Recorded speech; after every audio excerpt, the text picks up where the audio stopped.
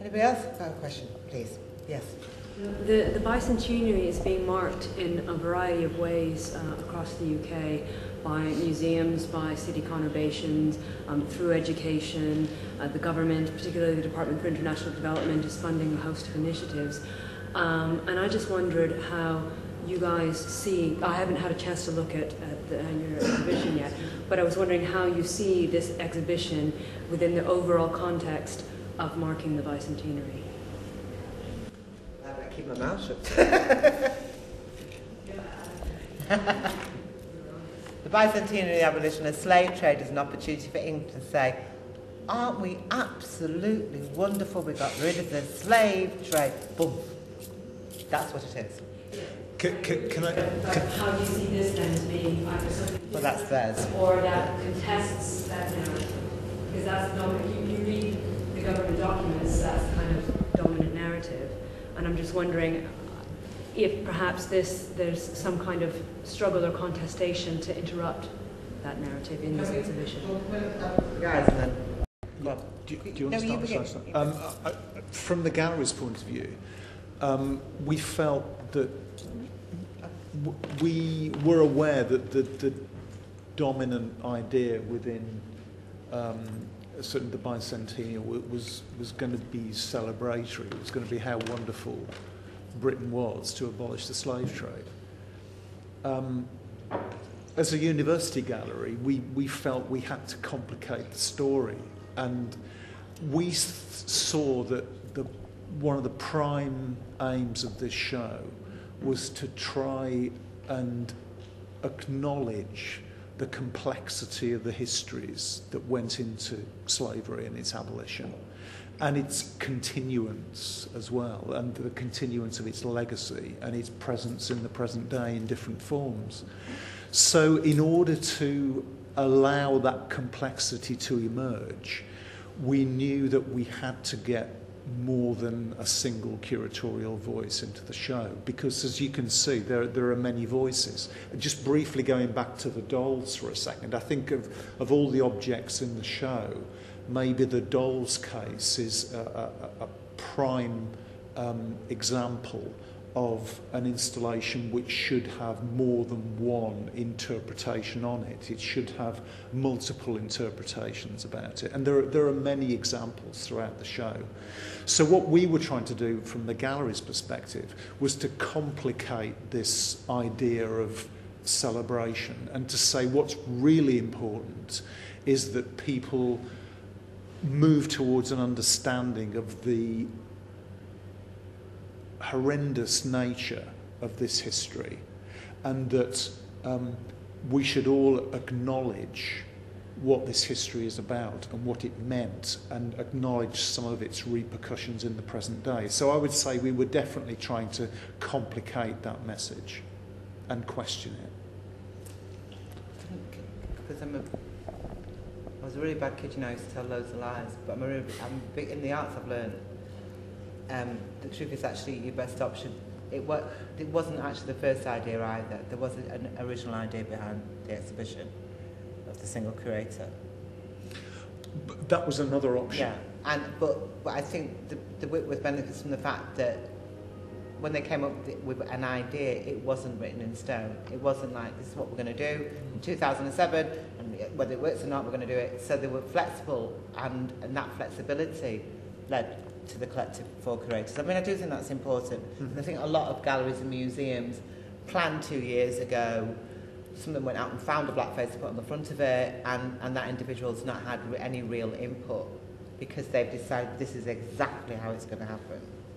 And numerous of black artists in all art forms have found themselves being interviewed by a group of white people, in many cases younger than them, who are deciding whether this black individual is knowledgeable enough to tell the story of slavery.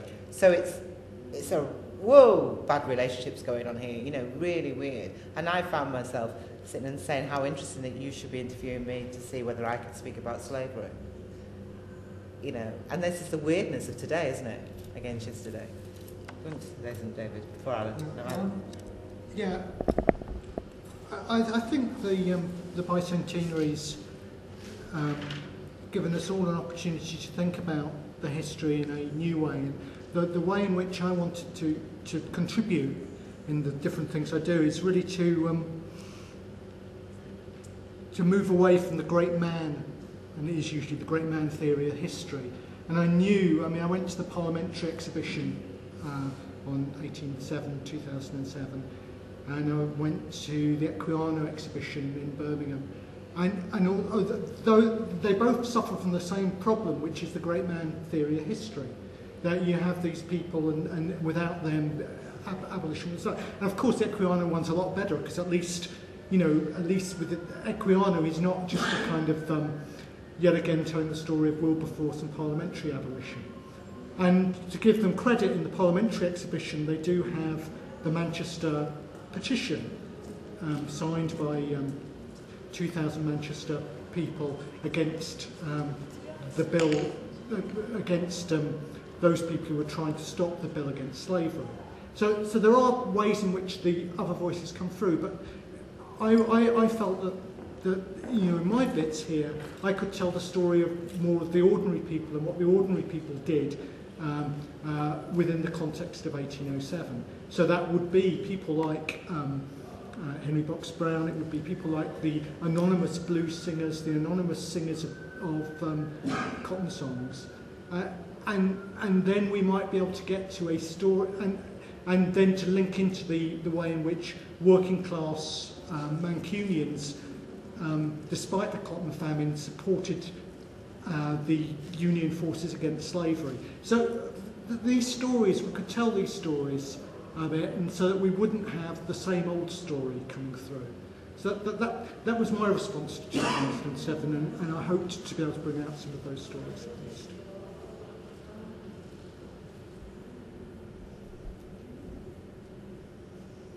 How well behaved he's put his hand I'm on. being I really, like a man that does that's that. the teaching background.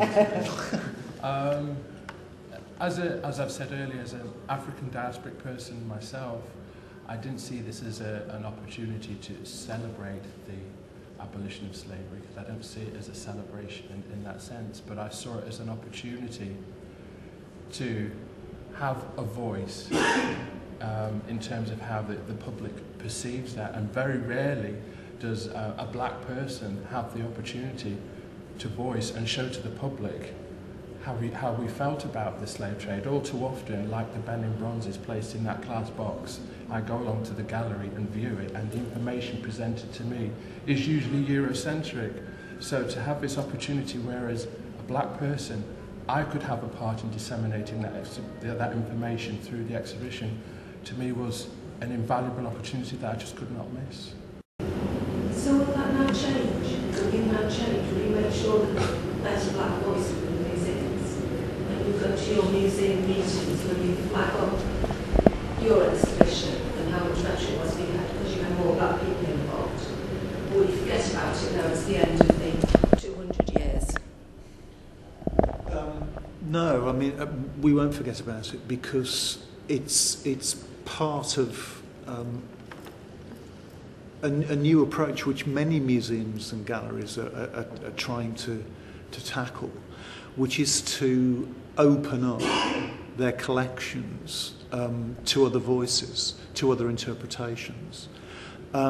Certainly, if you look at the Whitworth collection, particularly the textile collection, is a world textile collection. There are many objects there from all over the world which can tell a complicated global story, and we're determined to interpret them in new ways and not to forget about this experience. I'd say from my perspective, and Andrew Vaughan is another member of our team at the Whitworth, and I think the way that this exhibition was created has been very unusual in the way that we've worked at the gallery. And in my sort of 20-odd years of museum experience, it was pretty unusual as well. But I'd say, in terms of learning the real importance of collaboration, it's been an extraordinary experience and incredibly valuable. And we've built up an enormous amount of knowledge about works which we knew very little about before. So we've learnt a lot about that. We've internalised the process, I hope. And it's a process which we intend to pursue in the future.